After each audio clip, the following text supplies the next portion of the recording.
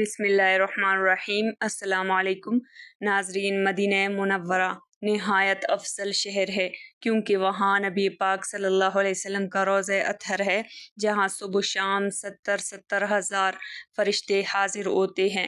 مدینہ کی زمین کا وہ مبارک حصہ جس پر رسول انور صلی اللہ علیہ وسلم کا جسم منور تشریف فرما ہے، وہ بہت افضل مقام ہے۔ مدینہ پاک کی زیارت کے لیے ہزاروں نہیں بلکہ لاکھوں دل تڑپتے ہیں۔ دنیا میں کوئی ایسا شہر نہیں جس کے لیے دل بے چین ہو اور آنکھیں اشک بار ہو، بس وہ مدینہ ہی ہے۔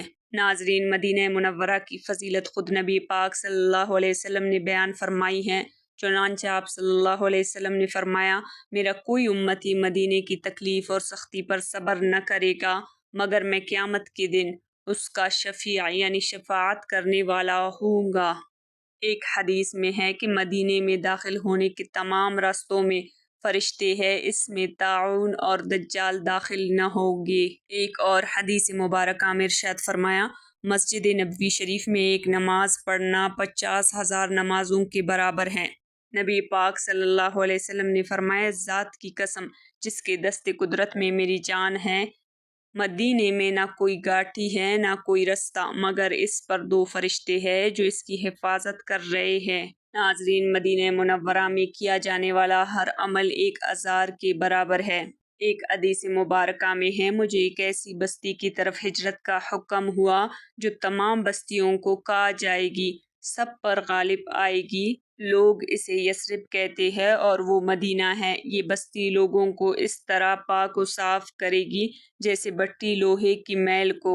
ایک حدیث مبارکہ میں فرمایا، جس نے میری وفات کے بعد حج کیا اور میری قبر کی زیارت کی تو وہ ایسا ہے جیسے میری حیات میں زیارت سے مشرف ہوا۔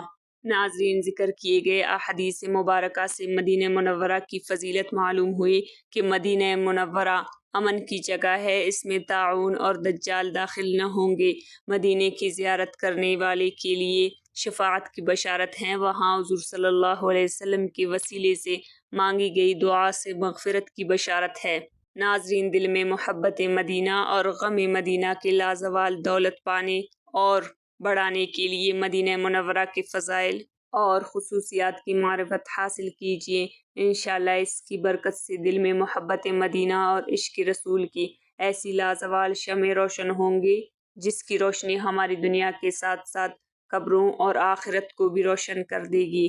ناظرین، اللہ تعالیٰ سے دعا ہے اللہ تعالیٰ ہر مسلمان کو مسجد نبوی صلی اللہ علیہ وسلم کی زیارت نصیب فرمائے۔